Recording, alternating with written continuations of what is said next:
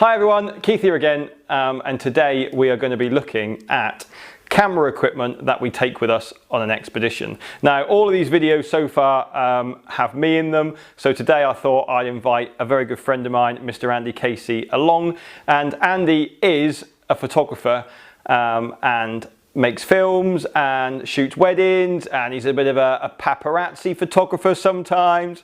And you'll get me arrested.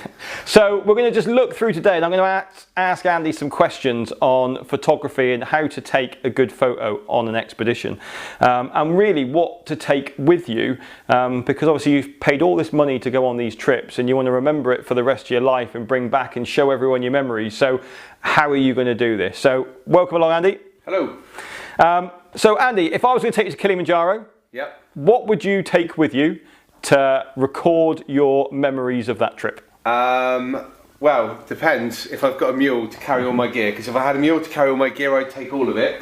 I'm assuming I don't have someone You're going to be everything no, for me. you're going to be going alone, so it's what you're going to take with you, and obviously thinking of budget as well, because what your camera equipment costs compared to what other people want to spend are two completely different things. Okay, so a couple of different things I'd consider would be obviously weight, and the first thing I'm thinking is I'm really lazy, so I'm going to grab this because I've got it in my hand. I would go with the GoPro, just because it's small, versatile, it's going to fit. We could just film each other. Yeah, one each here, look. Dual. GoPros are great. I've got to be honest, I'm using the free, that is the 3 Plus, isn't it? That's 3 Plus, yeah. Photographer who can't see, that's not good. I've got the 3 Plus.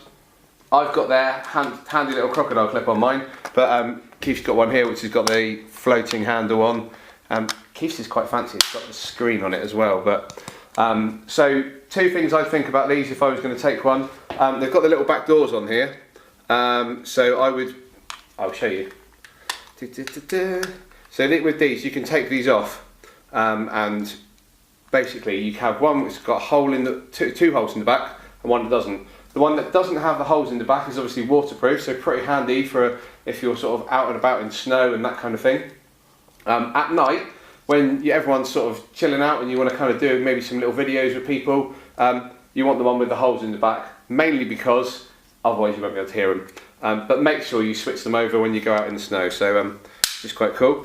The other thing I really like about this clip is we don't have a bag here, but it will show you, because you can just clip this upside down on your bag, and if you've got the waterproof housing on the outside with the back door, it's basically not going to get wet and it's not going to fall off your bag. Quite handy as well, sort of saves you a bit of space. And they're pretty tough as well. So that would be my choice. Or alternatively, if you have already got a mobile phone, which a lot of us do, I've got this again because I'm pretty clumsy. This is called a survivor case, and I think these ones can be dropped at about 10 feet. They're not 100% waterproof, so obviously you still need to make sure you keep them dry, but it's fine. They're great. The iPhone's great. I've got to be honest, we're all going to get extinct eventually, so you won't even know what a photographer is in the future. So iPhones and mobile phones are probably going to take over. And actually on the new iPhone 7, they've got a really great portrait mode on there. And like the actual, if you compare a photo from an iPhone 3 compared to an iPhone 7 now, actually what you can do with it over that time is vastly improved, isn't it? And the nice thing about the iPhone as well is obviously, you know, you can save all your photos and so forth. And I use, if you've got anywhere you can Wi-Fi as well, I use Dropbox. So at night, if you've got some Wi-Fi available, upload all your photos from your Dropbox, clear your phone, start again, you've got a new day. So stuff like that's really, really awesome as well. But yeah, I mean, the GoPro and the iPhone would be my first port of call if I didn't have someone to carry all of my gear, because I've got quite a lot of gear. I think that's right, isn't it? And you know, you can and it's easy to get your phone out your pocket, out your bag, snap a few shots out of it. And actually, the thing that I like about the iPhone or phones these days is actually you can edit the photos on the go on the phone. And actually, you know, you don't need to be a photographer these days because the auto enhance and things like that, they just do it for you and make it a whole lot. You know, a really nice thing to remember as well is when you're thinking about photos before you're going away, think about where you're going to put these photos afterwards. And I always say this to people when they get married. After your wedding, what do you want? And everyone first says, oh, what do you mean, what do I want? Well, do you want to look at your photos in an album? Do you want to look at them on the wall? Do you want to look at them on your iPad, your tablet? And everybody in the last 4 or 5 years has said, I'd quite like an album and I'd like some photos on the wall, but I probably would never get around to it, so I probably just want them for my tablet. Most people watch them on their TV, on their tablet, they share them on their Facebook, Twitter, Instagram, you name it. So my honest opinion, if an iPhone can print at about an A3 anyway, iPhone's probably going to save the day. One thing I really like, I just spotted this out the corner of my eye, these little guys are called the Jobby, great name. They're quite handy because, I'm hoping Keith's camera's got one of these, yep, so this little camera here, these are great because, so we have a selfie stick, obviously we have a little tripod, and Keith, can you put your arm out for me? This has not been rehearsed, this could all go horribly wrong. So if you've got somewhere like a tree or something and you've got a timer. I'm a tree now. You are a tree. Okay. Yeah. I'm a tree. So if you just spin that around so everyone can see. So something like this is great because you can put your camera down, and if you're taking a shot that's maybe a little bit in low light or night or something like that can work really well to sort of get that better shot. And they're lightweight as well, aren't they? There's no weight to them. Well. Sorry, I just pulled your arm here. That's all right. So yeah. Okay, so we've now looked at, we've been on our trek, that's great. But now we've got somebody who's gone to climb Kilimanjaro, but afterwards they're going on a safari for 3 days, and it's their once in a lifetime opportunity to go on safari. Right. They want to record that memory. Okay, so we are taking, maybe we've got we can take all the camera gear in the world. I would personally say safari's going to be nice and bright, but you're going to want to get some long lenses, because I don't know about you, but I'm not getting too close to a lion or a tiger. So I would go with something like a longer lens. Now there's so many lenses out there, and I'm looking across the studio. Hold that thought, people, I'm running. See, here's one we made earlier, look. So I use predominantly Canon. I'm going to use my joke because no one ever ran into battle and shouted fire the Nikon. So 2 Canon lenses look very, very similar. This one is a 24-70 lens. Now this is great if you want, it's an f2.8 lens, so if you want a nice fast lens, if you're kind of panning around and so forth and you want to capture those animals running or that kind of thing. Obviously 200's not massively long for a lens. This baby, however, it depends on your budget, of course. I have looked at lenses all the way through the Canon range. There's lenses that are tens and tens of thousands of pounds. But my wife wouldn't let me have them. So this is the Canon, it is the 100 to 400 lens. Now this lens is absolutely fantastic. The reason I'm telling you about this one, it's going to be really versatile. So if you're looking at something that's quite close up, obviously you're not going to need a really long lens. But because it has got that 100mm function on there, you can get that a little bit closer. You can get that a bit further away. Something's further away, obviously straight out onto the 400. These ones as well are great because they do come in all these little carry bags and so forth as well, but the hood's on there as well. So in these bright conditions, it's good to sort of stop the lens glare and so forth. So yeah, again, it all depends on your budget. Now you don't have to go with something like a Canon. They do, other brands will do things like Sigma, Tamron, and so forth. So yeah, it's worth seeing what's out there. And my recommendation would be to go to a camera shop. And you quite often, if you walk past camera shops, you know, Jessop's in the old days, you'd see someone outside with a pair of binoculars. They're always testing, they always let you test stuff outside, and so go and try it and see what works. Obviously, at the end of the day, it's what works for you and what's within your budget. Yeah, exactly. I think that's the big thing, isn't it? And I think the other thing nowadays is, you know, I'm going back 2 or 3 years ago, like the digital SLR kind of camera, which you're talking about with the lenses there. This is my little one, and I've got 3 lenses that go with this one that I take with me, but the video quality wasn't very good on them. Yeah. So I then went and got a video camera to take with me as well. Yeah. So I'm carrying 3 lenses, a body and a video camera, whereas now, you know, most people now, when you ever watch them shooting video, like we're shooting video now, we're using a digital SLR to shoot this video on. So actually now combining it all is probably the way to go, isn't it? The beauty of it is if you can get a digital SLR. Now, people will ask you, what's the most important thing of buying an SLR? And people ask me for a pastime, oh, I'm thinking about getting a camera, what shall I get? I've got to be honest, what you can afford. Because the more you spend, I still believe that the pinhole camera is one of the best cameras in the world, because that's the basics and so forth. So you can spend a couple £100 on a body and maybe spend a bit of extra money on the glass. But I have to be honest, your camera is going to do exactly what you want it to do. I've got a friend of mine who's got like a £300 Canon body, and we could go out on the same day and get great shots.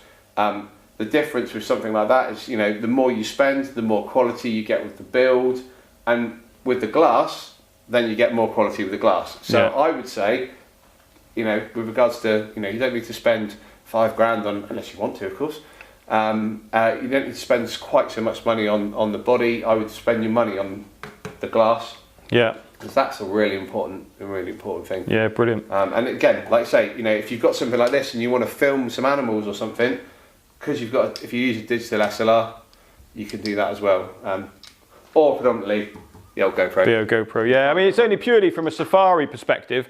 It's only if you spend all that money to go on a safari, it's probably the once in a lifetime opportunity to go and do it. Yeah. A GoPro's not going to be great on safari, is it? Unless you're getting really close up to the animals, and you won't want to get that close, would you? No, and I don't think they do the harness for a tiger yet. Yeah, no. I mean, I've got one for my dog, but not for a tiger. And then finally, the last one that I want to look at is, this is one thing that I take with me, which is an Olympus Tough camera. And the reason why I take one of these is because it's what it's called, the Olympus Tough. You're going to throw it like a I'm not going to throw it just in case, but apparently you can throw it.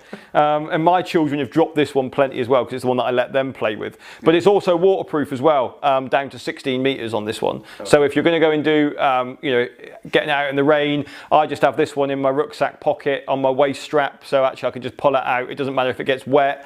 That's the great thing as well, is if you've got something that is waterproof, like that, you've got to remember, snow is water. Yeah.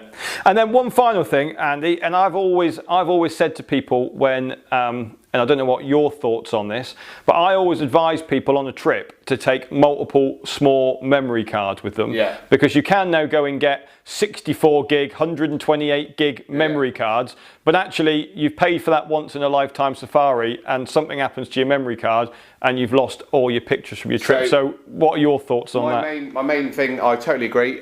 Whenever I do a wedding or a commercial job or anything like that, more often than not, you'll hear me say, bear me 2 seconds, I'm just going to change my memory card.